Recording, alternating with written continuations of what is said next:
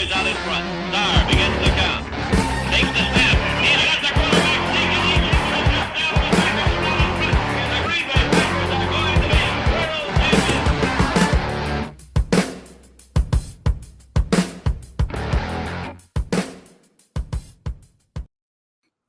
All right. What's up, guys? Welcome into Packers Total Access. My name is Clayton Bailey. You can check us out on Packernet.com. You can find me on Twitter at Packers_access. If you'd like to email the show, you can send a message to PackersTotalAccess@gmail.com. And also, we've got on the show with us tonight for a little chalk talk, a little geeking out over some X's and O's is Mr. Ryan Schlip. Say hello, Mr. Ryan. Hello.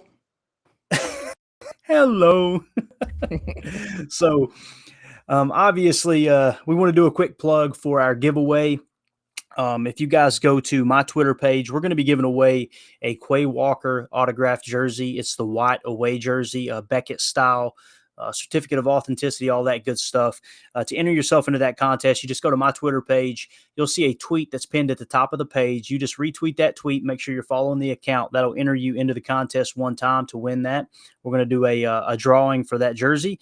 And then if you'd like to enter yourself into the contest multiple times, we've got a really, really cool organization that we're looking to give to. We've had several people already donate, which is awesome. It's actually Ryan's father's ministry, and really excited about supporting that. All the details will be right there in the pinned tweet, because I've actually, in the pinned tweet is a tweet that he put out that's retweeted. So I know that sounds confusing, but you'll be able to see what I'm talking about. But for every $5 that a person donates to that cause, that'll get you into the contest one additional time. So, for example, if you go out and you donate $10, like we had someone do earlier today, that'll put you in the contest an additional 2 times, like I said, in addition to the once that you're already entered in just for retweeting and following the account. So just want to mention that. It's an awesome cause.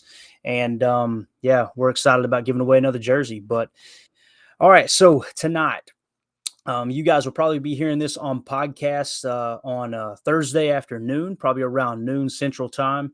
But we're going live here on Twitter and YouTube to kind of hang out with the folks here this evening. So we're going to do a little chalk talk segment, and we've gotten great feedback. Ryan, it's funny, man. I was trying to steer clear of it a little bit because, just because you enjoy doing something might not be the best idea, just because exactly what you mean. Your listeners enjoy it. And I love geeking out over anything X's and O's and just trying to understand why a team's doing what they're doing and the purpose of everything. And that's why, started doing chalk talk segments. And luckily we've gotten a couple people give feedback, and they're like, hey man, really love the chalk talk. So we're going to keep doing it. We already got some people here in the chat. This is exciting. We got Andrew just throwing up the Patton I love you sign. We love you too, Andrew. Appreciate it. This one right here, you're going to get me going early, Mr. Daniel. The sky is falling. Here it is.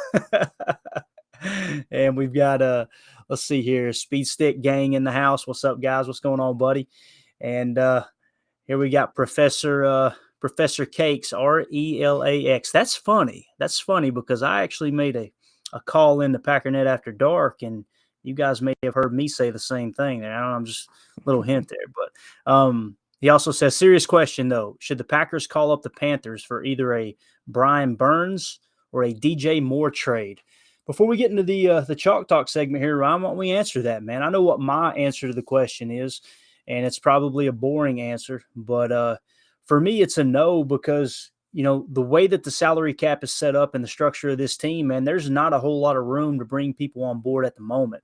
And not necessarily for this year, but even moving forward, there's so many questions in the air, in my opinion, when it comes to David Bakhtiari's health and how long is he going to play? How long is Aaron Rodgers going to play? All these things. And I know some things can be finagled, but at the same time, this roster, in my opinion, is kind of set other than draft picks. But what do you think, Ryan? I know there's been a lot of talk around DJ Moore. I haven't heard Brian Burns, but what do you think about those two? Yeah. Do you think any chance that a trade happens? I love the idea of having them on the team. I don't love the idea of what we'd have to give up. Just from a state. If we were to do a player trade, who would you be willing to give up for him? Would you be willing to give up Adrian Amos for any of these guys? Because these are high level guys. I don't even know if Amos would be enough. I'm just trying to think off the top of my head. Would you give up Elton Jenkins for Brian Burns? You know what I mean? Nope. So when you think about it in those terms, it's an obvious no. And I mean, Brian Burns would, unless you're hearing something about wanting to trade him, I don't think there's any chance in the world they'd ever give him up. There's no way they'd give him up for less than a first round pick. DJ Moore, I would assume, also is going to ask for a serious bag. He's a really good wide receiver. So I always love the idea of having them on the team, but when you hear what it's going to cost to get them here, aside from the part where they would just never give them up, it's always a no for me.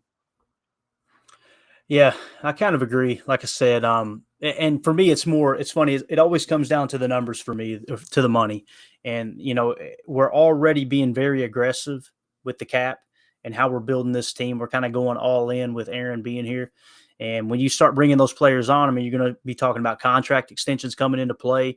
One of the things I'm going to mention on the backside of this show is just how little money we're spending in the wide receiver room. If you bring on a DJ Moore, I don't even know what his current contract is, but let's assume that, within the next 2 or 3 years, you're going to have to give him an extension. I don't know how that plays in. I kind of feel like the blueprint has been laid out for this roster, and I don't know exactly how much leeway there would be there. But I mean, it's a great question. And DJ Moore's a dynamic player. I seen him make a play, I believe it was last week, and he got loose on a crosser. And I'm like, gosh, he just looks so much quicker and so much more agile than anybody we have on our receiving core. And it's probably not even true. Maybe it's how they're utilizing him, but I understand. I do see here. I was just curious because it was a very specific. Teams have inquired about wideout DJ Moore and edge rusher Brian Burns, according to Sports Illustrated's Albert Breer. So I think this is the whole thing with Matt Rule being fired. Not necessarily that the teams are actually willing to do it, but I think there's a lot of calls going in saying, hey, are you guys by chance doing a fire sale? So I don't know if they're actually willing or not, but it sounds like teams are at least inquiring. I'm sure the Packers called because they always call, but don't expect anything to happen. Yeah, it's Third, funny. Fourth, and Amari for DJ. This is such a classic. It's like when you play fantasy football and you've got the best player in the world, and they offer you up like 4 of their bench players. It's like, right. Why? Yeah. No, get out of my face. There's no way a third and a fourth and Amari. First of all, Amari just dropped that because they don't want Amari. Nobody wants Amari. That's useless. Yeah. And then a third and a fourth, no chance. So yeah, it's a nice thought, but never. Right. And I'm hearing people say cut Amari. I'm hearing people say trade Amari. First of all, if you trade Amari, even if you cut him, what you're essentially doing is you bought high and you sold low. And I understand. Trust me, I'm one of those guys, one of those football fans that believes in when you realize what you've got, if you don't agree with what you got, then cut bait as soon as possible. But, who knows? Maybe he becomes serviceable next year. I don't know. It ain't looking like it, that's for sure. But again, I'm not a big fan of buying high and selling low. I think that's what gets teams in trouble. And I don't know. And another thing too is whether it's Amari or anyone else, it does hurt your locker room. It does cause players and personnel to not trust your front office. Like, are they going to give up on me after 1 or 2 years? Like, I mean, that stuff does come into play. It really does. Yeah. I don't see the benefit of it. I mean, why do we? I get that you're frustrated with him. I don't understand the get rid of him thing. Why? Why does he have to go away? Just ignore him. He's not doing anything. He's sitting on the bench. He's probably he already lost kick returns. He's probably going to lose punt return.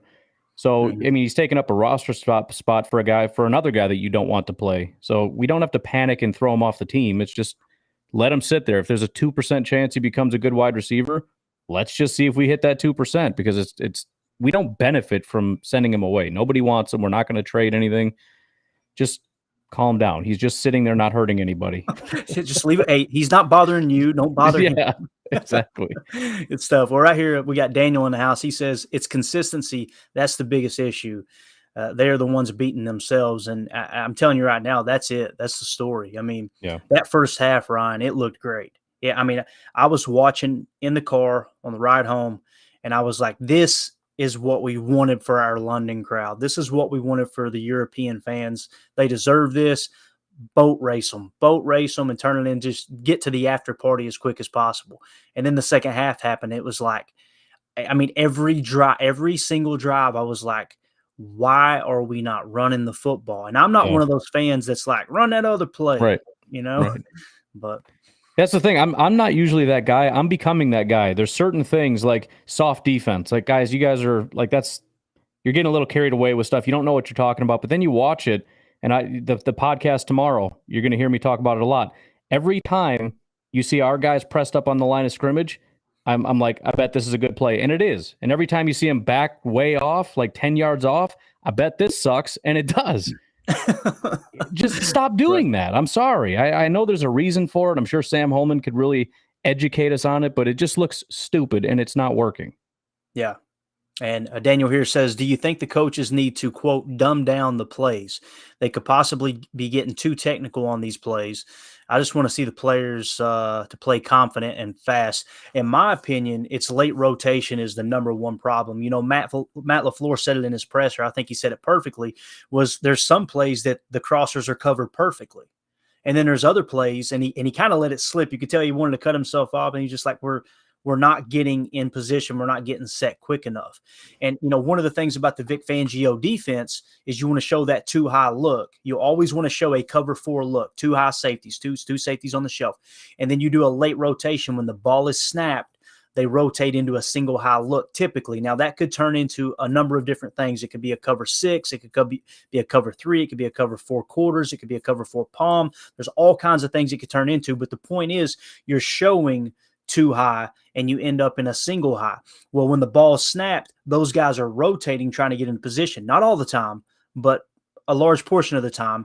Therefore, they're late on the crosser. I mean, you think about it. If you're coming from the safety position and you've got to shift up, you know, anywhere from 7 to 10 yards to cover your guy, he's coming right off the ball, starting in a crosser. You're playing from behind the entire play. That's me personally. I've seen exactly what LaFleur was saying there, and that's kind of what it felt like to me. But as far as dumbing down the plays, I don't think it's that. I mean, there's really not a whole lot to this defense, Ryan. It's pretty straightforward. It's a mostly zone defense. There's some man principle, but it's just a matter of being in position to make a play.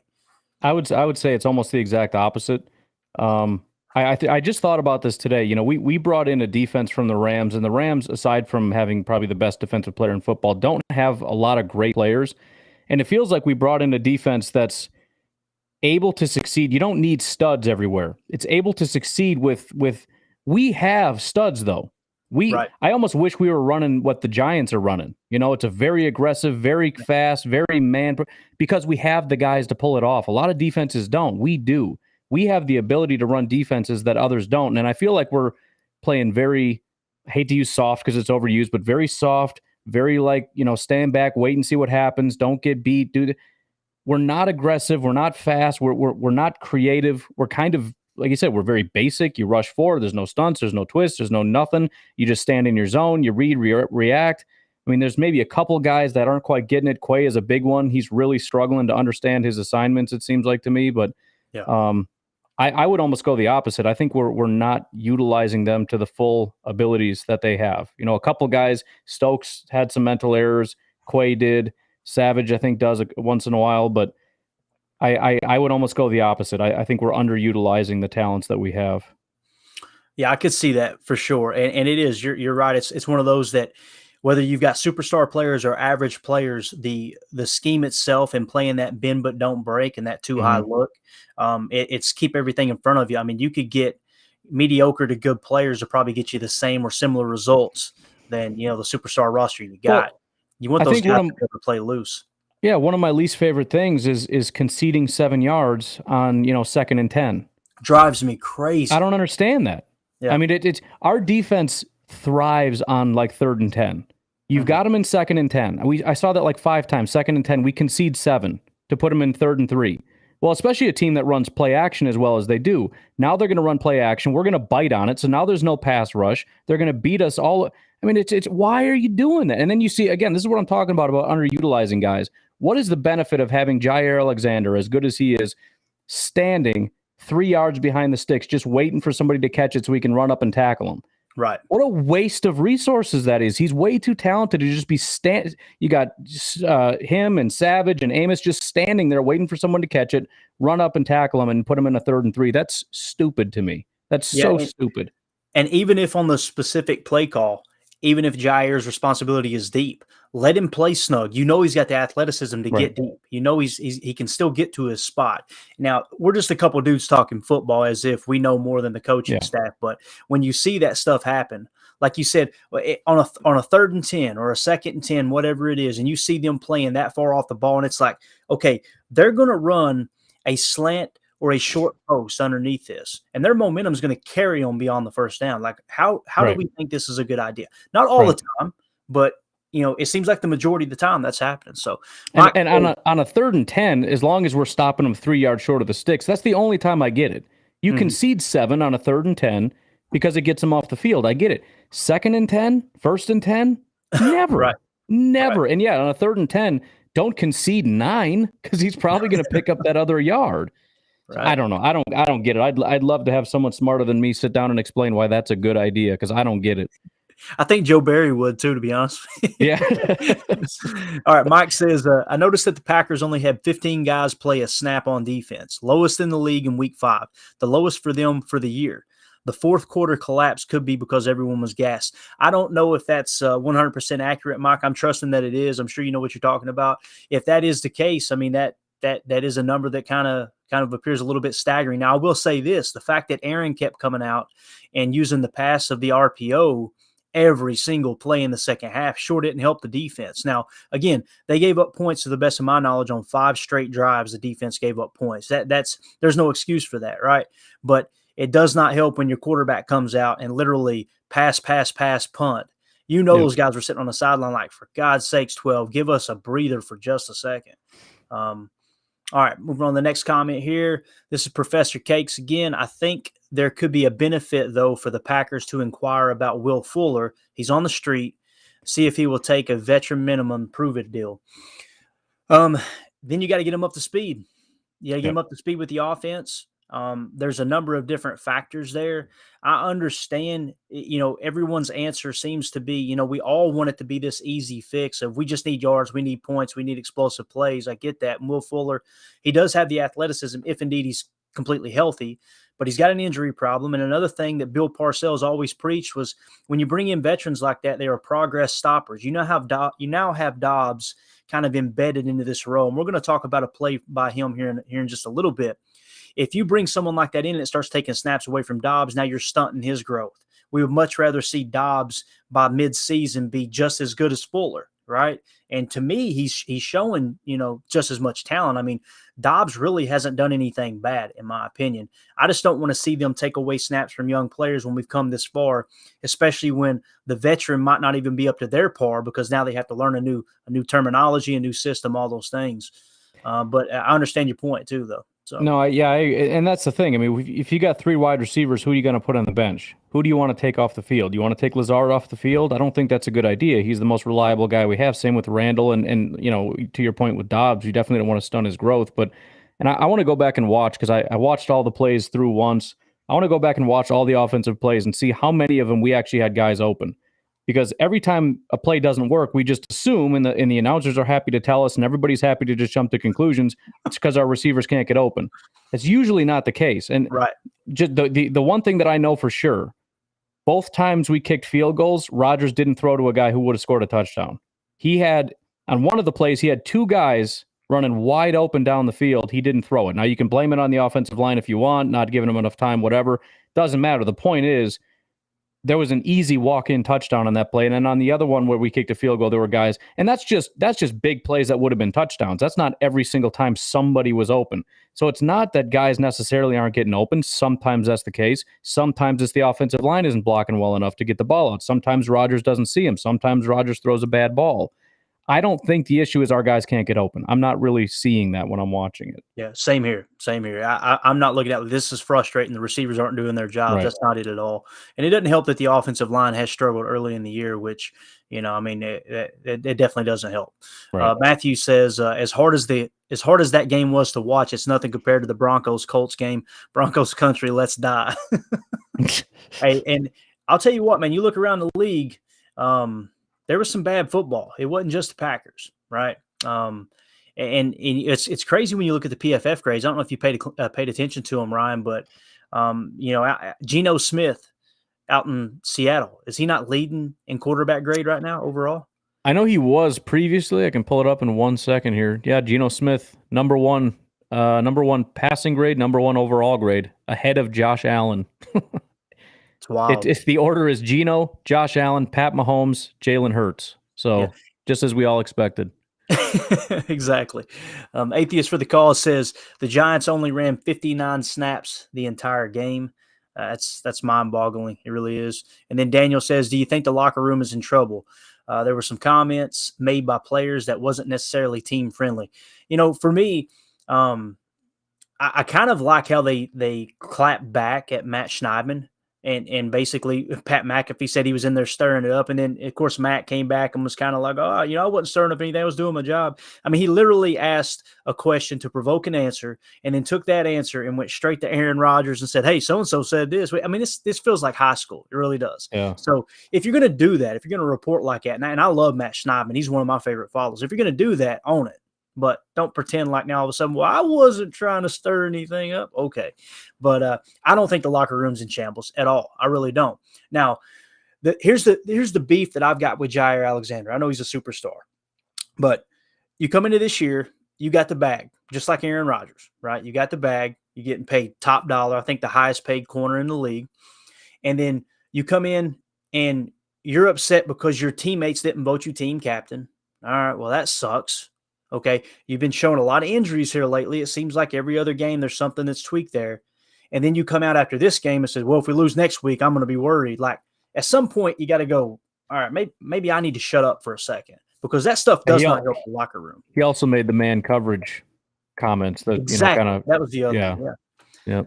So, I mean, sooner or later, like, I'm sorry, if everywhere you go it smells like crap, you might want to check your boot. It's probably on yours. Like, you can't just keep popping off at the mouth like it. He just seems like he's a little bit of a loose cannon. We know he's emotional, and I love the energy he brings. Both. Yeah. You got to kind of take the good with the bad. So. Yeah, and I just think when things are bad, the locker room is going to be shaky. When things are good, the locker room is going to be great. That's just the way it is. I think that's the way it is for every team. It is a problem. The more losing, the more problems there are, the more that these things happen. It's kind of a downward spiral. So that's another reason why we really need to beat the Jets, because we need some positive infusion, not just in terms of the wins and losses, but in terms of getting that locker room kind of back up, because it will kind of reach a breaking point. Guys will start butting heads. You had Rodgers commenting about Jair, saying, I don't like you talking like that. And I'm sure there's a whole bunch of other talking going on in the locker room. So get some positive wins, get some good stuff going, and that'll turn around. Absolutely. Here we go. Atheist for the cause again. He says the wide receiver would make sense is a wide receiver 1, and I don't know if we can afford to pay a wide receiver 16 to 20 million. And I'll tell you what, if it's a true wide receiver 1, man, that you may be underselling that price too, because my goodness, I mean the market is so inflated right now, it's not even funny. Next comment here from Matthew. How about we start bringing Walker in on a blitz, or just blitz period? Someone need to get Barry out of his comfort zone and play some dictating defense. Me personally, and I'm going to respectfully disagree, Matt. I'm not a big fan of the blitz. We seen it forever with Dom Capers, and it worked initially. Early on, it worked. It got our defense in a spot where we could win a Super Bowl, and then people started to catch on.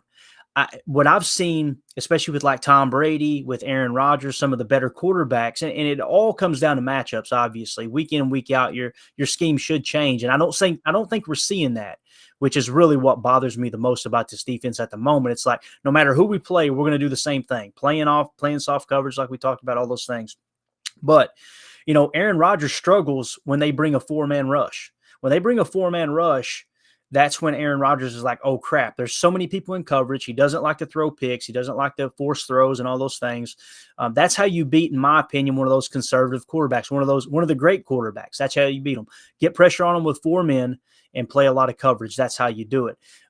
As far as blitzing, I don't know, man. I'm not there yet. I just want to see them play a little more snug. And let's forget with the reverse sugar. And what I mean by reverse sugar is always showing 2 on the shelf. Okay, that they've obviously caught on to that now. Teams come in now, they watch the tape, and they go 95% of the time they're not actually in a too high look. They're just showing that pre-snap. Let's just forget what we're even seeing pre-snap. Mm-hmm. Play reactionary after the snap. I would like to see them just get in their spot. Just get in your spot, line up where we're going to play. Play aggressive, play tight. It's okay to blitz, don't get me wrong, but I don't want to go overboard, just firing from the hip. He's also terrible at it, just for the record. He has had 1 pressure this entire year. He's rushed the passer 21 times. That is appallingly bad. And it's funny because I saw whatever game that was. It was against New England. obviously somebody found his one pressure and they put it up on Twitter and they're like, this is why we need to do this more often. Look at him. It's like, oh, you found his one. Congratulations. Quay's funny how that struggling, works. man. Let's keep it simple. Let's put him in his zone, do what he's got to do. I'll be honest, I'm excited about Quay and his future, but right now he was the biggest liability in that game, and it's not even close. I mean, they literally were picking on him in the second half. They every time, no matter where he lined up, they ran right at him. No matter what play they were running, they threw right at him. Every single play was going right to Quay, and he couldn't handle it. I mean, it was really bad for Walker. Yeah, and you're going to have that with rookie players, even some of the best in history. That's the thing we've got to really put into perspective. Going into this year, we didn't expect those guys to contribute. Come out of training camp, Quay Walker's a starting inside linebacker, and it's like, oh, we got something here. We all got excited. I was the first to get excited about it. But we got to kind of pump the brakes on the rookies a little bit. There's no expectation there for Devontae Wyatt at the moment because nobody projected him as a starter. You know what I mean? Just from based out of training camp. But Michigan Rob here says, I love your deer season beard. It's sweet. Good stuff there, Ryan, commenting on the beard. It's funny too, his avatar there with Chris Farley. I read that in Chris Farley's voice. I don't know if you All right. Philip says, a few times I saw 12 on third down. Didn't even look to his left coming out of his drop when his guys were open, but he tried the slip move he used to do so well, and I wonder if they could bring Clay back. All right, so here's the deal. Rodgers, what I've finally come to grips with is his arm is fine. The accuracy's still there. He's still got the brain, too much brain, in my opinion. I think he overthinks it from time to time. Yeah. But he has definitely lost a step, Ron. That's not the same Aaron Rodgers back there moving around the pocket. And that depresses me because I seen what happened to Ben Roethlisberger. My brother grew up in the 70s. He's quite a bit older than me, huge Steelers fan. And I watched his whole decline, as he started to lose his legs. And it's tough to watch. I'm just going, Aaron, please, let's start leaning on this run, man. Don't go out the way Ben did, and it almost seems like he kind of knows it. I mean, there's opportunities to step up in the pocket, and he's not really taking it. And when he does, it looks like he's running in quicksand. He's not really moving the same way he used to. And I don't know. It seems like he doesn't really trust his legs as much as he did either. It's kind of I think he knows it a little bit. Yeah, absolutely. All right, guys, we appreciate you guys hopping in here in the comments, man. We wasn't expecting that. We were expecting the first 20 minutes of the show to be a little bit of chalk talk, but here we are still talking about the comments. But we appreciate you guys in here being active. But let's do this, Ryan. Let's go ahead and share the screen. And let's get into a little bit of chalk talk, man. I'm excited about this. This is one of the few highlights of the day. I say that, but really the first half was loaded with highlights. And you can see my screen, right? Yes. All right, good deal. So this play right here came obviously in the second quarter, 7 minutes, 33 seconds left. It was a 2nd and 1 from the 1. Not sure how that works, but I guess the first down marker was on the 2-inch line. But the score was 10-3 Green Bay at the time. And for those of you listening on the podcast here on Thursday, we're going to try to do our best to describe it so you understand exactly what we're saying. The Packers are going from right to left on the screen. We're watching the TV copy here. I had the all-22, but I like the TV just as good as the all-22. But this play right here, Ryan, is called 12-I, strong left, Z close, H motion, strong sift, double fake Z-jet, Y leak, X slant. Is that long enough for you? Again, 12-I, strong left, Z close, H motion, strong sift, double fake Z-jet, Y leak, X slant. Now I'm going to explain what all that means. First things first, 12, right? This is 12 personnel. It's one running back, 2 tight ends. Now it's in an I formation, so it's 12-I. Some people would just go ahead and call this 21-I, but we all know DeGuara is a tight end, and I think it's important to mention that, right? So in this specific formation, he would be considered the H-back, okay? Anytime a tight end is in the backfield, not anytime, but most cases, offenses like to refer to them as H-backs, okay? So that's the 12-I. 12 personnel, 1 running back, 2 tight ends, I formation. Strong left simply means the tight end is lined up on the left side of the formation. Z close. The Z receiver, first of all, you got to identify the X to know the Z. The X is farthest on the opposite side of the tight end, which is up here, and that's Lazard. So the Z receiver is Christian Watson here. The reason it's Z close is, you guessed it, he's right up in the tight end's hip pocket. He's off the line of scrimmage. That makes the tight end the Y. So Christian Watson is the Z. So again, it's Z close. Next is H motion strong sift. So the fact that we said 12I, it didn't say 12I weak, or else that would have meant, or 12I strong would have meant the fullback would be either left or right. Here, he's directly in the eye. That's why it's just a 12I. Now, H motion strong sift. What that simply means is the H back, which is DeGuara, is going to motion to the strong side, which is the left side. Okay, so that's going to be a pre-snap motion, and his assignment is going to be a sift block. Okay, and it's a sift release. I just didn't mention it because you can see how the play's designed. They were looking to go to Mercedes here, and if you guys haven't caught on, this is the touchdown pass to Mercedes Lewis. Okay, so that's the play call formation. You get everybody in here. You're trying to get everyone in close tight, right? And let's roll it here and show you kind of what happens. The first thing I want to point out is I'm going to actually go to the second look here from behind, Ryan. And the offensive line, watch how they really sell the run here. And you always hear LaFleur talk about marrying the run with the pass. But watch how they look zone left. I mean, that looks like a running play, right? There it is. All right, so they're married up, they're running left, right? That's what it looks like. So from the defense's perspective, if you watch that second level, they all bite run right here. They're watching A.J. Dillon big time, right? So they're selling out to that. The next thing I would point out is the H-back motion. DeGuara pulls the linebacker to the strong side. So if you watch it pre-snap here, he's already moved. I'm going to go back to this copy so you can see it. Here's the pre-snap H-back motion. You see DeGuara shift, and look at the secondary, Ryan. You see how the guy in the middle there, I believe it's a linebacker there. Mm-hmm. The safety is in the B gap, closer to the outside. He shifts, it pulls him over to the left. This is what we talked about all offseason, Ryan, how this pre-snap motion gets people moving in the opposite direction. In some cases, they move in 3 different directions by the end of the play. Now, if you look at Dillon's play action here, we're going to do a play fake to Dillon first. And he really, if you really pay attention, he forces that linebacker to bite. Look how they both bite. I mean, they're on A.J. Dillon right here. And it's not until the end of the play that you realize they're playing a zone defense. And those guys, their assignment is middle zone and deep left zone, right? So the fact that they run this play action, DeGuara comes across with a sift block. First of all, DeGuara completely whiffs. And I know DeGuara had a great game, but right here, he just literally just falls down. But that A.J. Dillon play fake really gets the defense to bite heavy there. And that kind of sets the whole play up for what they're trying to accomplish. With the Dillon play fake, the linebacker bites. Up next, you got Watson with the Z end around or jet fake, okay? And watch how it takes the DB out of the play. I want you to key in right here, Ron. The DB is up here in the gap. He's looking to play the run fit. And as soon as you see Christian Watson go on this fake jet or end around, I believe this would technically be called an end around, but most people identify with the jet. Watch how that DB up there really bites over. I mean, that's exactly what you've been talking about on the pod. Yep. With Christian Watson on these end arounds, he really is moving defenders. I mean, yeah, he keeps the weak side at home, but the big thing is right there in the middle. Those guys, there is nobody on the left side because they've got so much to focus on right here. It's not even funny. All right.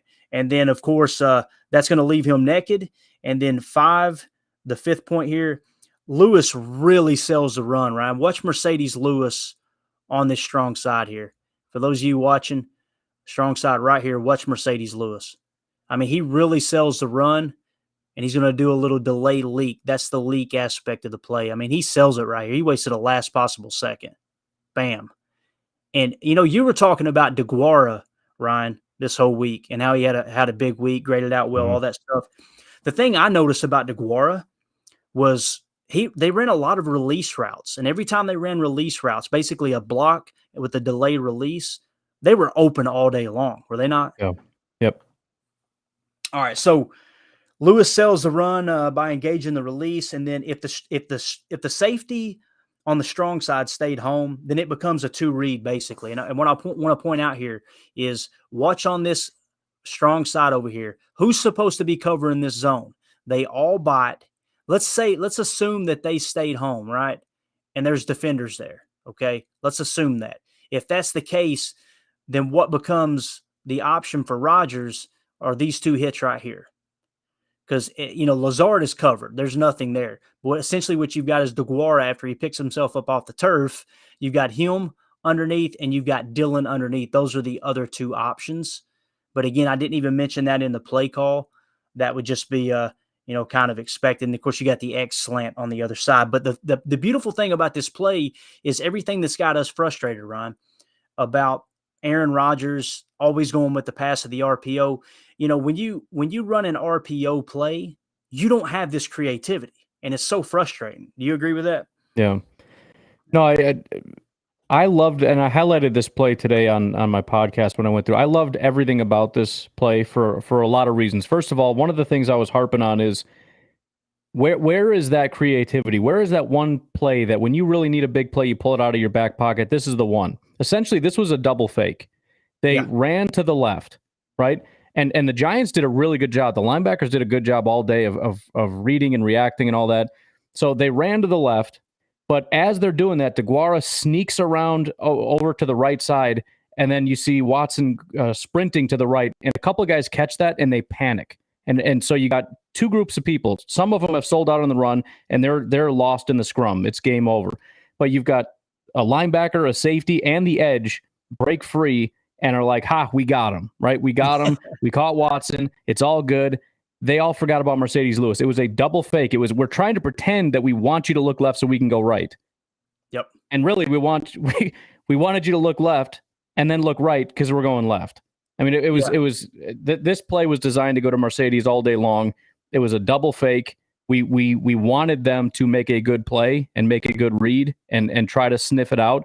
And they saw it, and that was perfect. And we went to the backside. The guy that hasn't caught a pass in like 4 years because he's just a blocker. I don't think he's had a touchdown in like 2 years. This is that one play that you keep in your back pocket for that one time when you really want it. And they pulled it out, and I love it. And I really do. The more I look at this, think, the offense is the side of the ball that's doing the best it can with what it has. It's very creative. It's doing a lot of. It doesn't feel like it when you watch it and it stagnates, but when you really dig in and look at it, it is really creative and doing a lot of cool things. The defense is kind of the opposite. They got all the talent and they're not doing anything with it.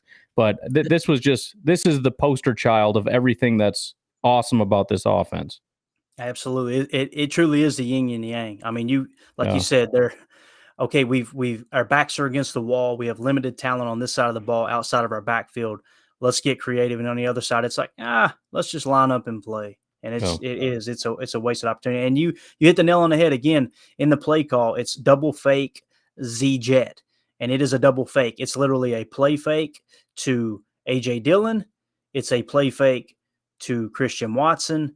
And then, like you said, as I like to say, Mercedes Lewis is running butt naked through the trailer park, man. He is wide freaking open. So really, really like that play call, man. It was awesome. And you know what's crazy is that, to me, that's the frustrating part. And that's the reason we lost the game, was when the game was on the line, we come down there, we got 2 shots essentially to get 2 yards.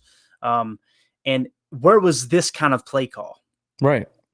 And the problem was, Aaron walks to the sideline, and this is why I have a problem with people saying fire LaFleur, and I have a problem with people saying we'd be better off with Aaron Rodgers. It's not either or. It's them together is the problem. Like, he literally walks to the sideline, and he says something. I'm sure Matt asked him, what do you want to do here? What do you think? And I'm sure Aaron said, they're loading the box, okay? And that's when LaFleur said, do you want to pass? You want to pass?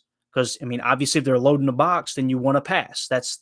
I can't imagine he's like, they're loading the box. So you want to run? Now, you could read his mouth, his lips. He said, you want to pass. So rather than there being all this movement and all of this stress being put horizontally on the defense, the play then turns into, all right, just one option here.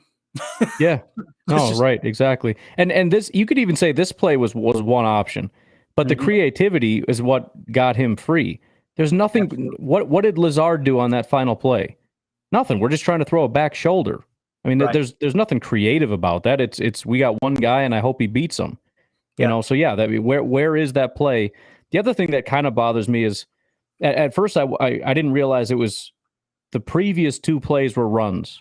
So, we wanted them to run when there was 2 yards left. It's like, well, it was run, and then we ran 2 passes. But the first play we ran for 7 yards.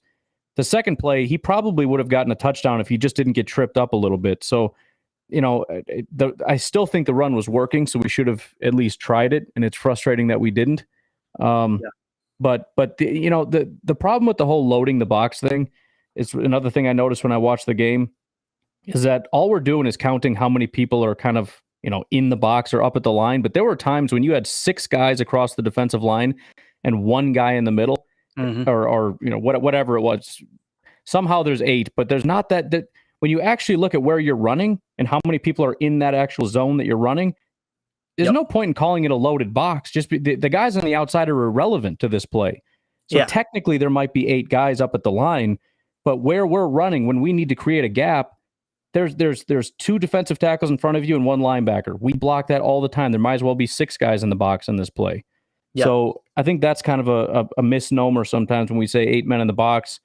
I think we ran well against 8 men in the box, so it doesn't matter to me. I don't care. We were effective doing it, and some of the times when there's 8, it doesn't really look like 8 anyways. Yeah, and I completely agree. And on that 4th down play, even Aaron acknowledged it on the McAfee show. Yeah, maybe we should have handed it off to Dylan there. You definitely should have, because like you said, there were 8 in the box, but they were overloaded to the right. And all it would have taken was a zone left run, and he probably walks in untouched. Well, and that's the funny thing too. On some of these plays, you look at it as a loaded box. You got at least 2 guys, if not 3, on some of these plays that you don't have to block them. They're completely unblocked. So that's 3 guys that are not accounted for. So now you're down to basically 5 against our 5. If you leave 3 guys unblocked. So the 8 men in the box thing is nonsense to me. Sometimes it is when it's really compressed and you got the 4 guys here, and then you got, it's really hard to run against. Sometimes it's just a bunch of guys close to the line of scrimmage and 1 or 2 guys behind, but it's not hard to actually run against when you look at the numbers of where we're trying to run. Right. No, it's very well said. And it's why I like to go back and watch the tape before I comment.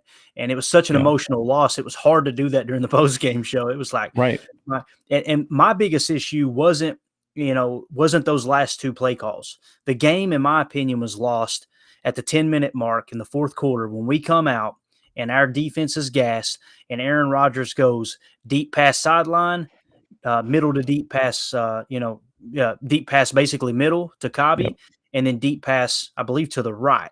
So it's like, hold up a second. The running game is working. Yeah. Whether they load the box or not, like you said, I mean, you hit the nail on the head. Let's at least try. I mean, worst case scenario, okay, it's a 2-yard gain. All right, now we'll pass. But to just think, let's come out, hero ball, pass, let's punt it back. I'm telling you, I would love to have seen a camera on our defense after that drive. I guarantee they were like, are you freaking kidding me? Yep. We got to go back out here again. So one other thing here, we don't have the exact play. Well, let me repeat that play call one more time. Again, that was 12I, strong left, Z close, H motion, strong sift, double fake, Z jet, Y leak, X slant. And like Ryan pointed out, the double fake is really what made that play go. We don't have the exact play call here, but I wanted to point this out. This was a 22-yard gain by Romeo Doubs, and this came here in the first quarter, 5 minutes and 2 seconds left. It was obviously a 3-0 game, and I just want to really highlight Romeo Doubs here. I really do. So as we roll the tape here for you guys listening on the pod, it's basically a single back set. It's a kind of a stack look. On the bottom of the screen, the Packers are going from left to right. To me, it also looks like it's probably a 12 look. It might not be. It's hard to tell here. I didn't get that information together. I just want to point out Romeo Doubs on this play. So Romeo is in the slot down here. I guess he would technically be the X in this situation. But as they roll it, you're going to kind of see the route combination of Cobby going on a crosser as Doubs clears up kind of towards the sideline, but then he's going to run kind of an in route behind Randall Cobb. And the whole purpose of this play, I'm going to give you a different view here, Ryan, from behind. You can kind of see them drawing on the screen there of what they're doing. You're looking to have Cobb come across. There's going to be a middle defender, a guy playing middle zone, and the goal is to overload his zone. And as they across the field, you see Cobb clear out. The window is not there. You could have probably hammered in that first window if you wanted to. Aaron waits. Now the read becomes, do we want to hit the second window over here, or do we want to hit the backside, right? Do you want to hit Dobby on the second window here, or do you want to come backside to Dobbs? And as he clears, you can see he goes to Dobbs because he sees that middle defender turns and goes with Cobb, right? It could have been a big play to Cobb, but I understand we could have hit either. yeah, pick one, right? But with the middle linebacker, when he turns his back, Rodgers knows, okay, I'm going to Dobbs. But the thing I wanted to point out with this play is here you've got Dobbs, a rookie receiver, screaming across the middle. I mean, he does not play like a rookie, Ryan. This dude is confident. He's not scared to go across the middle. And another thing, this throw is off the mark from Rodgers, right? It's behind him. And look at him adjust midair, make the catch, make another hands catch. We're seeing that more and more. It's amazing how his hands were the problem in training camp.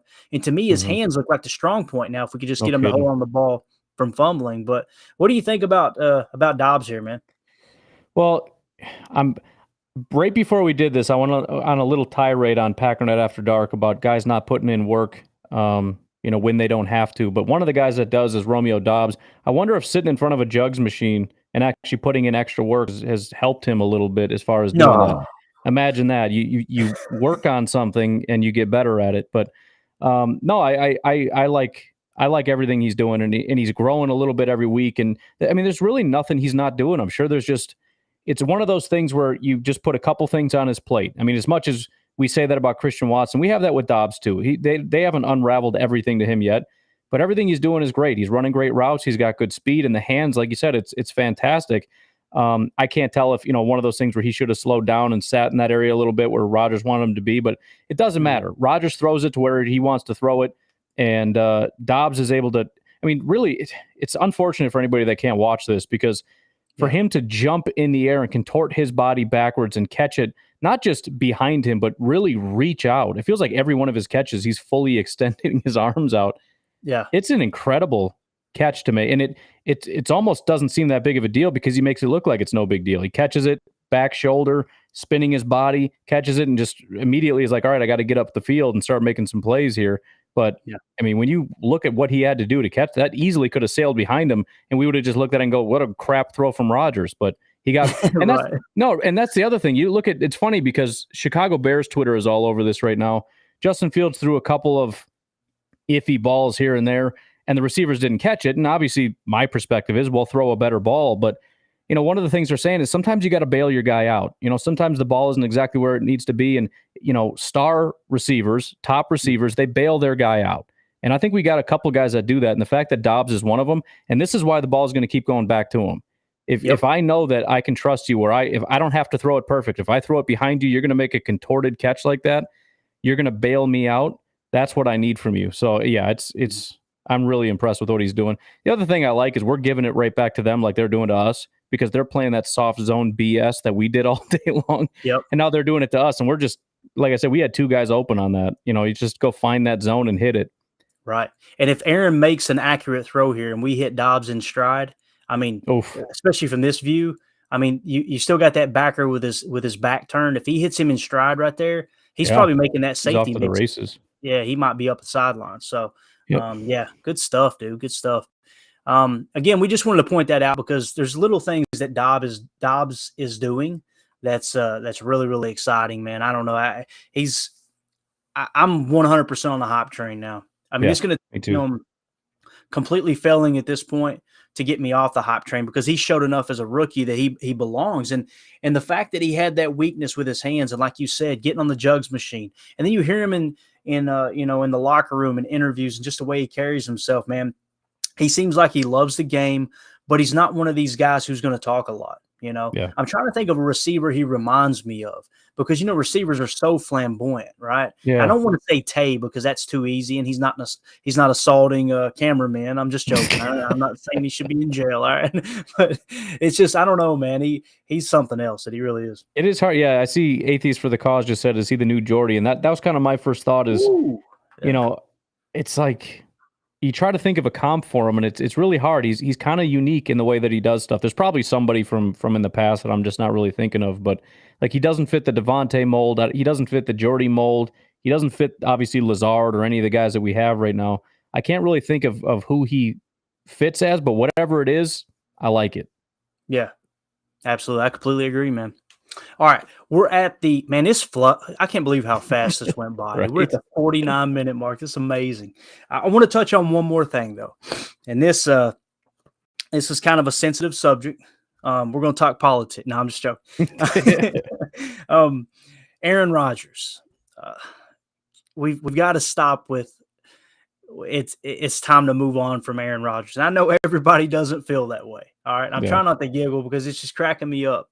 I called into Packernet After Dark tonight, and actually left a voicemail. I don't know if you've heard it yet or not, but haven't got that far yet. Yeah, I kind of touched on it, and we're making it sound as if Aaron Rodgers is horrible. Like I'm going to read a couple numbers off to you here, okay? Because I wanted to check because I'm going, am I just being a fanboy? How bad is Aaron Rodgers playing? PFF passing grade has him 8th in the league right now. Now, I understand that's quite a drop from an MVP caliber season, right? That was his passer grade to the best of my knowledge. Passing grade, 8th. His completion percentage, he's 6th in the entire National Football League in completion percentage. To me, that's very important in this Matt LaFleur system, is that you stay efficient because it is a very short passing game, in my opinion. You see a lot of the RPO bubbles, the RPO flats, the lookies, all those things. You've got to be accurate, and it needs to function at a high level when it comes to completion percentage. He's 6th in that. In touchdown passes on the year, he's 9th in the league in touchdown passes. In passer rating, according to ESPN, he's 10th. Not QBR, but passer rating, he's 10th. Guys, we only have $14 million tied up in the wide receiver room. That's 24th in the entire league. So we have the 24th I don't know if you'd say expensive or cheapest, however you want to word it, but definitely in the bottom half of the league of money spent on wide receivers. The offensive line, I think we would all agree, has underperformed up to this point in the season. And he's basically top 10 in everything that I deem important. I want completion percentage that typically determines how accurate someone is for the most part. And then the passing grade with PFF is what really means the most to me. What was he able to do within the scheme of the system with what PFF thinks the design of the play was? How efficient was he? He's not playing horrible. He's not playing MVP caliber. He's not playing, $25 to $45 million per year caliber, right, as far as cap hit. But we've got to stop pretending like Jordan Love would be the better option right here. And I'm sorry, I'm just not ready to tank. Ryan, you have the floor. Well, no, it's like I said, I understand where people are coming from, and I get that. The way I see it is that they might be right that there are a couple blind spots that he has. Nobody is 100% perfect across the board. Everybody has weaknesses. Rodgers probably has some. I think the issue is when we see those weaknesses, we look at it and say, 95% of the NFL doesn't have those weaknesses. So if we play somebody else like Jordan Love, it would be better. That's true, but that's in that tiny little facet. Right. Every other part of the game gets a lot worse. And there's no doubt in my mind. And here's the thing: I'm with you up to that point of certain things would get better. Maybe we'd be more in structure. Maybe, I don't know. But the bigger issue is I can't be with you if you think we're actually going to be a better football team with Jordan Love than Aaron Rodgers. Right? We might fix a couple things and whatever, but things are going to get worse. And especially that Giants game, I thought about it and I was like, yeah, we probably would have run the ball more. But as I thought about it, no, we wouldn't, because that is the worst team you'd ever want to play with Jordan Love, because remember the last time he played and what the Chiefs did, and they just blitzed like 7 guys every single time. Yep. This is like the most blitz happy guy in the world. He would have sent 9 guys and just said best of luck, and it would have been the biggest disaster you've ever seen. So, I like Love, and I get the general sentiment of just find somebody else that'll be a robot and just follow the structure. I do too. Maybe there are some guys, you might take Jordan Love off the table. Maybe there's somebody that's slightly lesser talented than Aaron Rodgers, but still talented enough and is more of a robot that maybe could possibly be a better fit. I don't know. But my biggest thing is who cares? Because Rodgers isn't leaving. He's our quarterback. Let's move on with what we have and see how it goes. And, next year, if he leaves and Jordan Love takes over, it's going to be bad. And we'll see how it goes. But right now, we don't need to worry about it. I mean, it's fun, I guess, to think about, but I think we spend No, too it much ain't. time talking. Well, it's fun. It's fun for me to theorize about things, I guess, and I know a lot of people like to do that, but I don't. I think we've exhausted the topic because Yeah. what are we? We're talking about stuff that's never going to happen. Let's talk about things that are real that maybe we could do. You know, if you want more Christian Watson, okay, let's talk about that. You want Rodgers to leave? That's never good. You know, that's not going to happen. Why are we talking about it? Right. No, I agree, man. And it's kind of unfair for me. You know, I'm a hothead. I'm Irish, dude. I'm an Irish redneck. Like, I hear one or two comments, and it automatically makes me think that everybody believes that. You know. Yeah. No, I'm that way kind too. I'm definitely pointing out the minority as far as, you know, opinion. But it just, I'm like, it's been somewhat embarrassing this week. I'll be honest with you. Yeah. Everything that I've always seen the Viking fans and the Bear fans embarrass themselves over, I'm finding myself going, come on, guys, we're Packer backers. Like, we don't talk like this. What are we doing? Over a 5-point loss. We lost by 5 points. That's the hardest part about what I'm doing is, you know, I'm torn because I'm saying what I think is real, and what's real is not great, right? The things that are real are negative, but every word that comes out of my mouth is like, this is if I was doing Laughing at the Enemy, I could just clip my entire show and play it and be like, listen to these guys breaking down after one loss. Packer fans have one loss and they're freaking out, and it would just be me and my whole podcast. But the bottom line is that I'm not freaking out. I just I want to acknowledge where we're at. Things are not great where we're at, but we do need to. It's a very fine line between acknowledging things are bad and trying to look at the future and just being kind of stupid. And I'm not going to say where the line is and who crossed it because I don't want to do that. But there's definitely a line there, and I think we've seen people maybe take things a little bit too far. Yeah, I've definitely been guilty of it in the past. That's for sure. And I am way, way, way too conservative at times. I'm the guy that says, listen, if we win, we win. You know, it's a tough league, this and that. And then I'm also the guy that watches Pat Mahomes run his offense and watch Josh Allen run his offense. And I'm like, man, that looks way different than what we're doing. 100%. Well, and you know, now you mentioned the Chiefs, the thing that drove me nuts is somebody put on Twitter when they were down big time at halftime, the Chiefs are going to come back and win, aren't they? And I commented, absolutely they are. And sure enough, I didn't even watch the game. I come to find out they beat them in the end. And I'm like, you know, we're just not that. You know, I don't want to go into like panic mode necessarily, but we need to be that. And that's definitely not where we're at. I mean, there's so much more to it too. It's not just that because they're good. It's the confidence of it. It's the knowing when we come out of the locker room, I don't care what the score says, we're going to win because we're better than you. And we just don't have that. So it is hard to watch these other teams. And yeah, I'm the guy that tries to be level headed, but I also don't like doing live streams because I don't want people to see how not level headed I really am. Because I am a psychopath, dude. Like I said, first play of the game, if it goes incomplete, freaking here we go again. He's open, Rodgers throw. It's been one play, and I'm already like, I can't do this. Here we go. So I'm a basket case. Dude, I'm the same way. Mandy was driving. I'm watching, and literally 2 minutes before, I said, "Oh yeah, we need to boat race them. We need this for our Europe crowd." And the very next drive that we had the ball, I'm like, "Why are we running the ball?" She was like, "I thought we were winning." So everybody's guilty of it. As we get ready to wrap up here, you know, Atheist says in the chat, imagine if we pull that game out and we're 4-1, the whole narrative is different. That's what I'm saying. It sucks. We should not have lost that game. And not that we going into the week going, we shouldn't lose to the Giants. I'm saying with the way the game played out, we should not have lost it. We should have ran the ball more. We should have gotten away from the RPO aspect. And hopefully LaFleur and Rodgers learn from that and they adjust. And I really think they will. But again, it was a 5-point loss. We were literally 6 points away from being 4-1, right? And like I said, the whole thing changes. So no reason to panic, although it is concerning. And as we wrap the show up, we'll end it with our buddy Jacob here. He's probably working tonight, but he just says one simple word: Roadhouse, and that is the most important aspect. So with that being said, guys, we're going to get out of here. Appreciate you guys in the chat, man. You killed it tonight. You made the show. We were going to have to really fumble over words and try to put something together to fill an hour slot, and you guys filled over half of it. We really appreciate it. So, again, that play call that we outlined tonight on Chalk Talk, 12i, strong left, Z close, H motion, strong SIF, double fake, Z jet, Y leak, X slant. Hope you enjoyed it. Appreciate the feedback. As always, let's go out and be the change we want to see in the world, and go Pack Go.